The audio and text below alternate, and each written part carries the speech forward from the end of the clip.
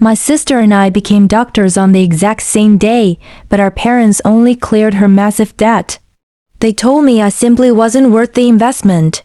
The graduation dinner was at one of those places where the silverware costs more than my monthly rent. I sat there, Dr. Eli Vance in a borrowed suit, feeling the champagne bubbles of celebration turn to acid in my stomach. My twin sister, Dr. Lena Vance, radiated joy beside her fiancé Charles. He came from old money, the kind that whispers rather than shouts. My father stood, clearing his throat with authority. To my daughter, Dr. Lena, he boomed, a future star in cosmetic dermatology. A truly prestigious field. The pride in his voice was a physical thing, warming everyone but me. Then my mother produced an envelope, thick and elegant. A small token to launch your new life, darling. Lena opened it. Her eyes went wide. Is this for real? Every cent of your $285,000 loan balance, Dad announced, loud enough for the neighboring diners to hear. We couldn't let you start your marriage anchored by debt. Charles nodded, a satisfied smile playing on his lips. The Windsor family is so pleased Lena is joining us unfettered. My mother beamed under his approval. The air left my lungs.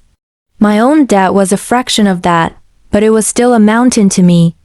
And what about my loans? I asked. The table went quiet.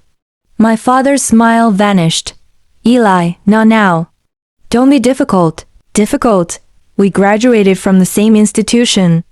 We have the same degree. My mother placed her hand over mine, but her touch was cold.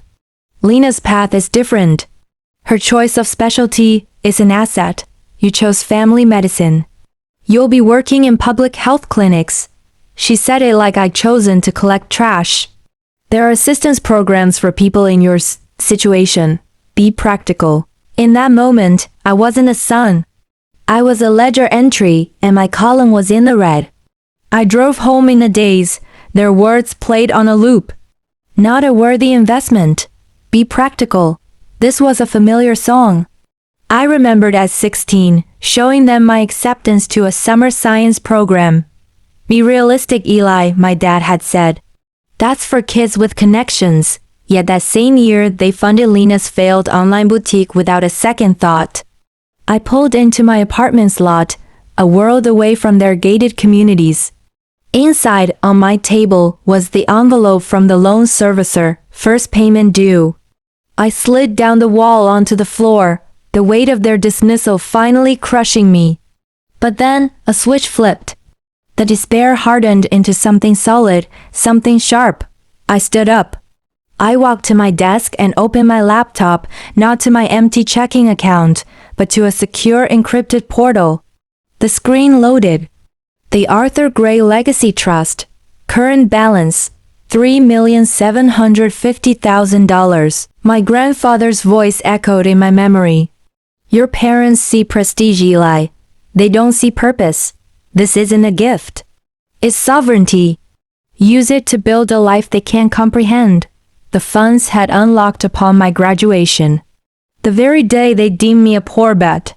An email from Lena appeared. The subject, you're invited. A debt-free future soiree. A lavish party at the Heights Conservatory next Saturday. IRSVPD immediately. Dr. Eli Gray will attend. But I didn't stop there. I made a call. Mr. Alden? It's Eli. Regarding the charitable foundation grandfather set up in my name, the $4 million endowment for community health. I'd like to initiate the donation. And I know the perfect venue for the announcement. I hung up. The game had changed. They thought this was about debt forgiveness. They had no idea it was about legacy reclamation. The night of the party, I arrived alone. My mother spotted me first, rushing over in a rustle of silk. Eli, what are you doing here? You need to leave. Right now. I was invited. This is for Lena's people. You'll embarrass us, my father hissed, joining her. You will smile, you will be silent, and you will not mention your circumstances. Do you understand? I just looked at them. The fear in their eyes wasn't for me. It was for their carefully crafted image. The main event began. Lena and Charles took the mic, gushing with thanks to my parents. "They didn't just give me a gift," Lena chirped. "They gave me freedom." That was my cue. I walked to the side stage, where my grandfather's lawyer, Mr. Alden, stood ready with a large ceremonial check. The crowd murmured, confused. "If we could have a moment," I said, taking the microphone. My parents' faces were frozen masks of horror. "I too would like to celebrate freedom tonight. In the spirit of family investment." I paused, letting the silence stretch. "Some invest in appearances. I choose to invest in humanity." I nodded to Mr. Alden. He stepped forward.